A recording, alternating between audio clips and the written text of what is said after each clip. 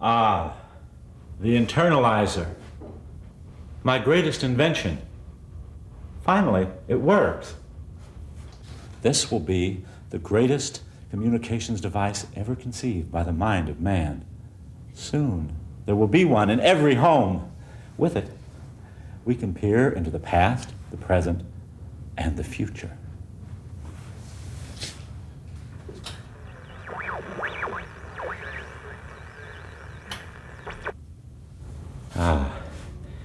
Here we see the room before we entered it. Now, I will show you the future. Observe. Yeah, you'll like this.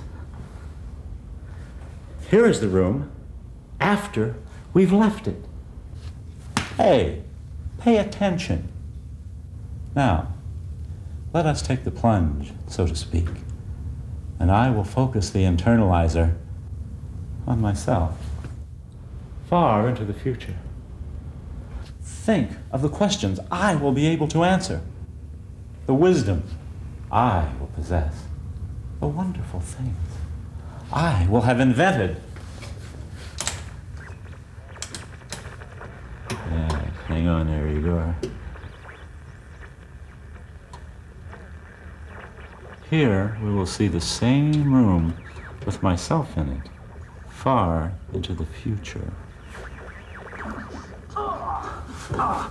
My God! Igor, we've got to stop this man. But how? He's in the future. Oh. Hi. What are you doing? Nothing much, really. You just bludgeoned that man to death.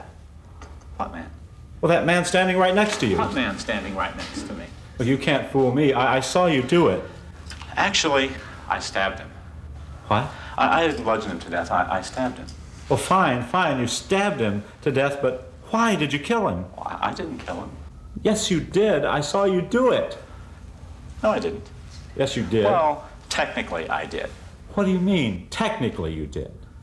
Well, it wasn't my fault. Not your fault. Well, I tried to warn you. What? You shouldn't have done it. Done what? Look, this whole thing is your fault. My fault? Yep. No, it isn't.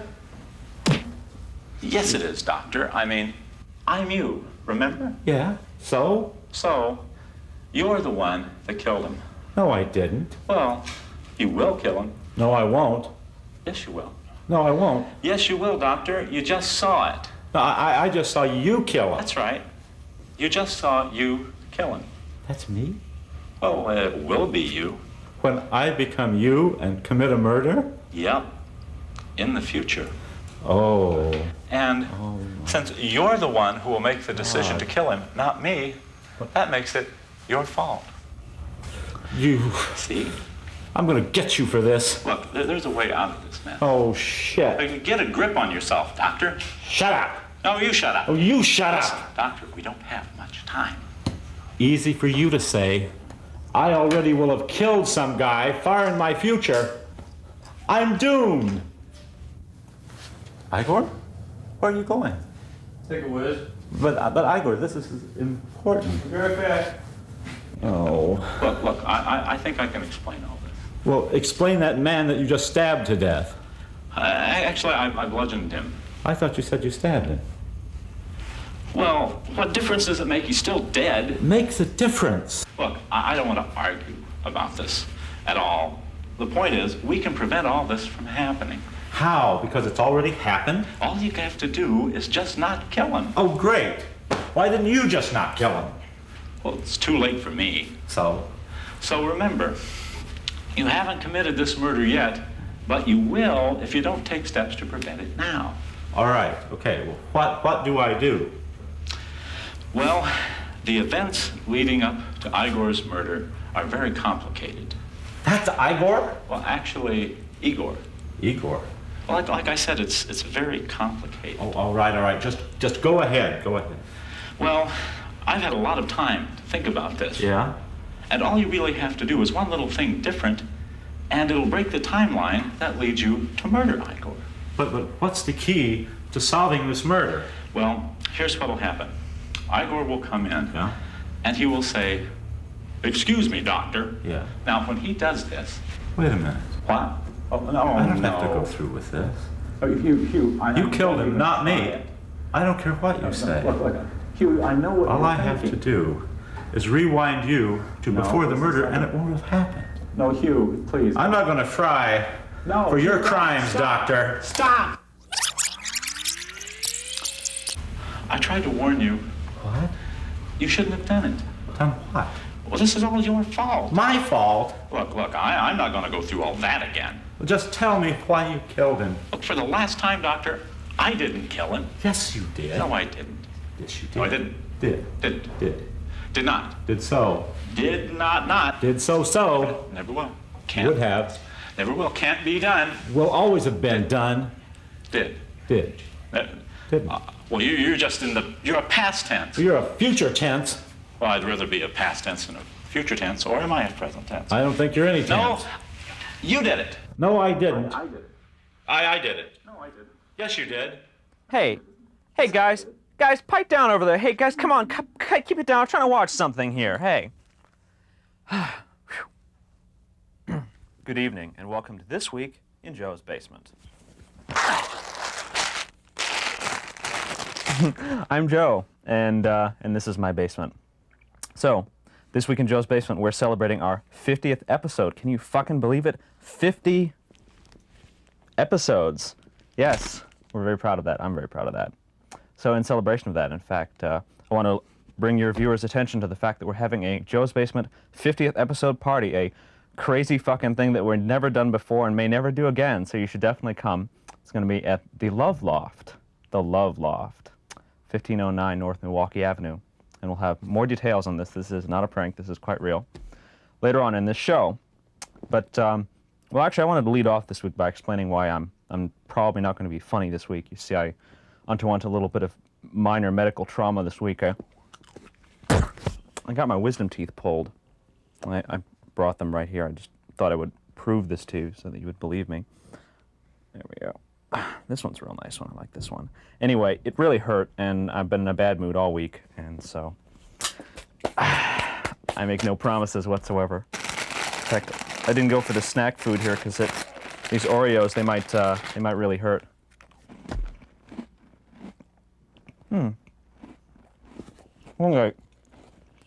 Long I chew on this side, it's okay. Anyway, so we've geared up for all sorts of spectacular and introspective entertainments for this our 50th special episode. But before we get to that, I'd like to respond to some viewer mail. Got a nice bumper crop this week, and the first one is from Freedom and Enterprise, who send me their bi-weekly I had a good phrase for this. Bi-weekly profundity-laden origami. Because they fold up their letters, it always takes me like 5 minutes to figure out how to open them. Freedom and Enterprise. So I have some idea who these people are, what they're like, because we've heard from, there's a man and a woman, we've heard from them on the phone. Good evening, Joe's Basement. Yeah, I'd like to see an episode where Joe gets silicone breast implants. I think that you should do a show called This Week in Joe's Bathtub. Ooh, you'd like to see Joe in his bathtub? I would. I definitely would. Yeah, well, you should see what they write. Dearest little Joe baby, my better half, Freedom, went to catch some Z's last Monday evening, so alas, I was left alone to view the wonderment of your broadcast alone. What fun it was to see you perched on a branch like an itty-bitty little lovebird. How we yearned to catch you in a butterfly net and pin you into a frame to display to our superficial acquaintances. And I'm having a party and inviting you people? Oh, man. Sincerest of apologies if the verbiage of our last note offended. It's certainly a shame that some goddamned motherfucking sons of bitches cannot handle our outspoken temperament. What a handsome young man you were 10 years ago. You have blossomed nicely. Your choice of alcoholic beverages left a bad taste in our mouth. Old Milwaukee? Thank the higher powers that Enterprise was not awake. Even the sight of the cans might have caused extreme, some sort of stomach-related distress and much retching. Esophageal? I think since I've got my wisdom teeth pulled, I can't say esophageal. Esophageal, I think is the right. Esophageal? Well, anyway, they don't like Old Milwaukee beer. Sorry. Enterprise was delighted when I mentioned that you had worn our breasts. Back in episode 48, Song of Myself, this wacky duo sent me some 3-breasted eyeglasses. Strangest damn things I've ever seen. I did wear them, though. They look like they'd been produced on a Xerox machine, which leaves it up to wonder whose breasts they were. But I suppose they're the real thing. I wonder what we should Xerox next. Shall we mail our true selves to you? Maybe we'll pop over for a visit. We could play Dungeons and Dragons. Due to our noticeable physical ampleness, we believe that you'll know us immediately. You guys are coming, right? Put up or shut up, no question about it. What has become of the mole? We want the mole. We want the mole. We want the mole. Please tell us your blood type. Don't ask. Ad infinitum. Freedom and Enterprises. P.S. We don't believe you were ever strip searched. Show us the scars. Maybe for another day. Thank you, Freedom and Enterprise. Another very imaginative contribution. This one, next item here is anonymous and largely graphic, visual in nature, entitled, Joe, your diffidence is the fountainhead. Your diffidence is the fountainhead.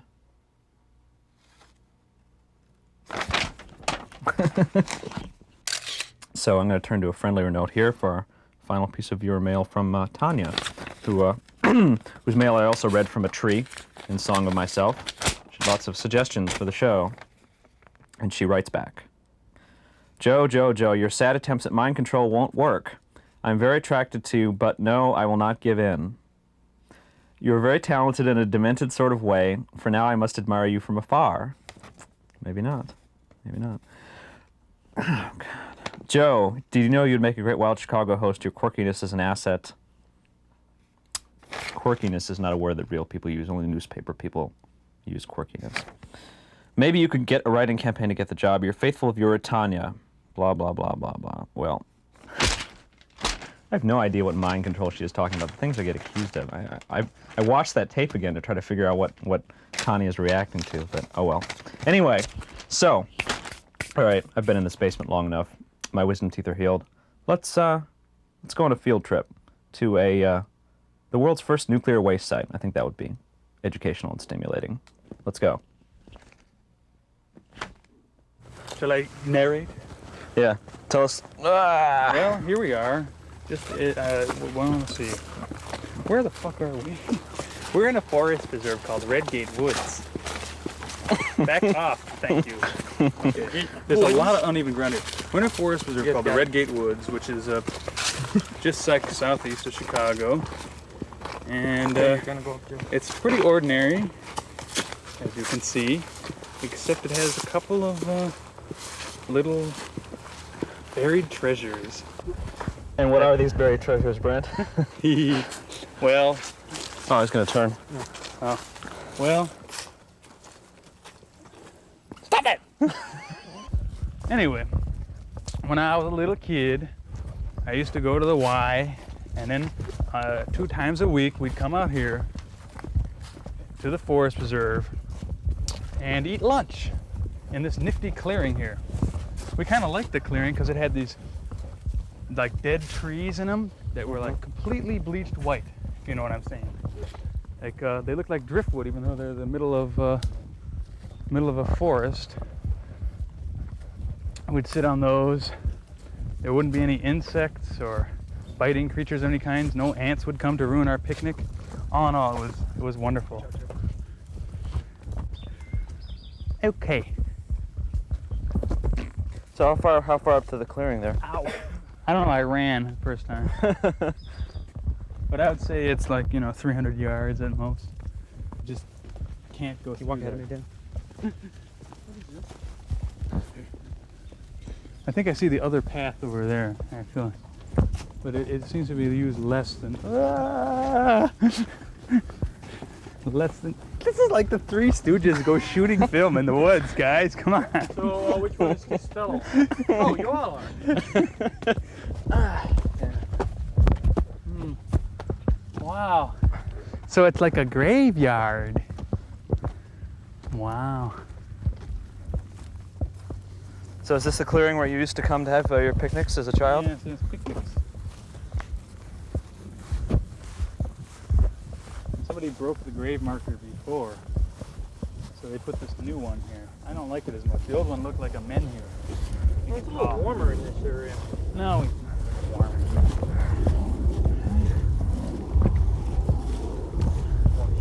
Let's see who's buried here. Who is buried here? Caution, do not dig. Buried in this area is radioactive material from nuclear research conducted here in 1943 to 1949. Burial area is marked by 6 corner markers 100 feet from this center point. There is no danger to visitors. But I see that the no has been... Chiseled off, yes. 1978. Yeah. Around the corner are a heavy metal reactor and a light metal, a heavy water reactor and a light water reactor. But I think they removed most of the nuclear material. This is like the rest of the plant buried in here. Why did the government pick this site to bury Enrico Fermi's original Atomic pile? pile? Yes. Well, they didn't. they picked this site to be to move the pile to, and then they just buried it here when they got finished. And they didn't bury the uranium for the most part. They buried everything but. They used the uranium to make nuclear weapons. So this heavy water reactor was up here, huh? Oh yeah. Is this a heavy water reactor? I wonder why they removed this handle from the pump. Someone probably stole it, that's why. No, they removed the handles from the pump because it's dangerously radioactive It's water. a brand new pump. They removed the handles from the pumps all around here. I read it in the reader. Okay. This is one of them. Dangerously radioactive? Oh, I bet if you pulled real hard, you can make this thing break off. What do you think? So Brent, you want to tell these people that they're No. picnicking near a nuclear waste dump? No. Nope. Yes, tell them. No. Tell them. No, I refuse. You tell them. Okay, I'll tell them. Hey guys, you realize you are picnicking near the site of the first nuclear waste dump? What? Do you know there's a nuclear waste dump about Yeah, 500 you're on feet Candid Camera. that way? Oh, I'm gonna take a walk down that path over there. Or sit in your nativity and absorb alpha, beta, and gamma waves for the rest of your life. It's true. Through the outhouses, back that way, take the path on the right, leads to a clearing. There's a big granite marker in the middle saying, this is the site of the first nuclear do not dig. This is where the waste from the first nuclear reaction is. True. Yeah. Uh-huh. So you don't believe us? And we're on Candid Camera. Wait a second, wait. Wait, you honestly don't believe... opportunity here. Y'all want to put some money on this? No, it's okay. Why don't you go have a good day? I think we already spent all our money. You cold, Michelle? Just a bit. Just a teensy bit. Okay. Hi guys.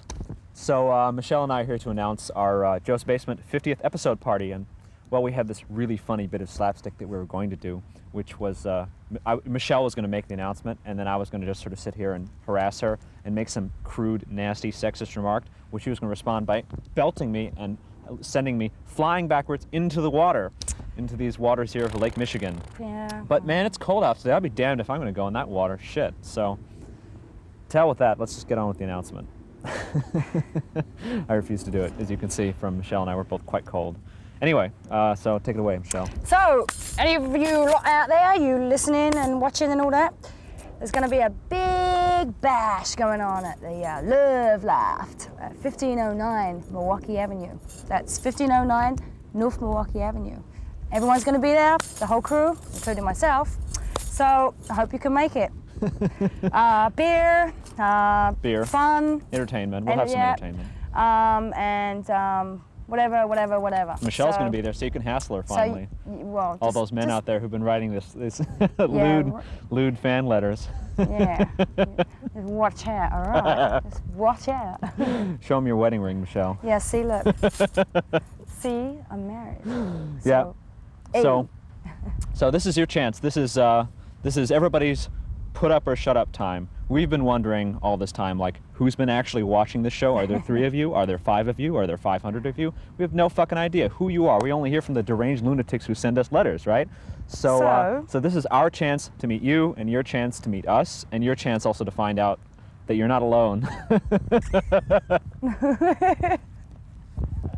so be there. That's right. You better be there, or else. Or else. I come from a small town in Minnesota where excitement was hard to come by. And I also went to a very small high school. And one of the most exciting events of my high school would be when 2 people would decide to have a fight. And the most momentous one I remember was between Lucia Wackles, who was the terror of the school. And when she came down the hall, you just ran. You know, girls were terrified of her. She'd pull hair, she'd bite, she'd kick. She'd fight you for anything, you know. The drop of a hat, she'd beat you up.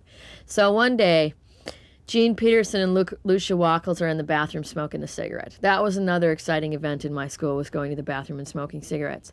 And they started talking about this guy named Pete Stephan, who both of them had dated. And so, you know, they decided to have a fight over who was going to get to date Pete Stephan, who was a really kind of a scrawny little guy, and I never really did understand why they wanted to fight over him. So they decided that they were going to meet down at the lake at 7 o'clock on Friday night to have a fight. And so pretty soon word got out amongst the grapevine of the school, and everybody found out that Lucia Wackles, the terror of the high seas, and Jean Peterson, a pretty nice girl, were going to have a big fight down by the lake. So by Friday night, the whole town had found out, okay? 7 o'clock on Friday night was going to be the biggest event in Winona, Minnesota's history. So I turned out with some of my friends, you know, about 6:30, coming a little early, you know, so we didn't miss anything. And, you know, the usual town preparations had been made. There was a few concession stands selling hot dogs. There was an opening act by, I think, the band Kansas. There was tons of people milling around. The whole town had turned out. I think half the state of Minnesota was there myself. Everyone except for the main event, the 2 girls, were nowhere to be found. So people stood around for a while and drank beer, you know, and there were people, you know, hawking pretzels and stuff. And pretty soon, from both ends of the street, here comes Lucia down one side and Jean down the other side. And they're both spitting fire and they're mad as hell. And they're going to kill each other. Pete Stephan is nowhere to be found. I will interject. Chicken shit that he was. I don't even know if he really knew anything about it. So all of a sudden, they come together. The crowd forms a circle around Jean and Lucia, and they're going to fight. So Lucia throws some dirt in Jean's face, and Jean pulls Lucia's hair a little bit, and they start pushing each other. And all of a sudden, in the middle of it, they both start bawling, and they're hugging each other. And they're saying, oh, you can have him. No, you can have him. No, you can have him. I think they were both just a little bit drunk, to tell you the truth. So they became friends. They, you know, walked off arm in arm and, you know, talking and best of friends again. And the whole crowd just kind of stood around really disappointed, and a gloom just settled over the whole scene. And slowly, in small groups, people drifted off home and went home and watched TV. And it just turned out to be another exciting event in Winona, Minnesota that just kind of turned into people standing around drinking by the water.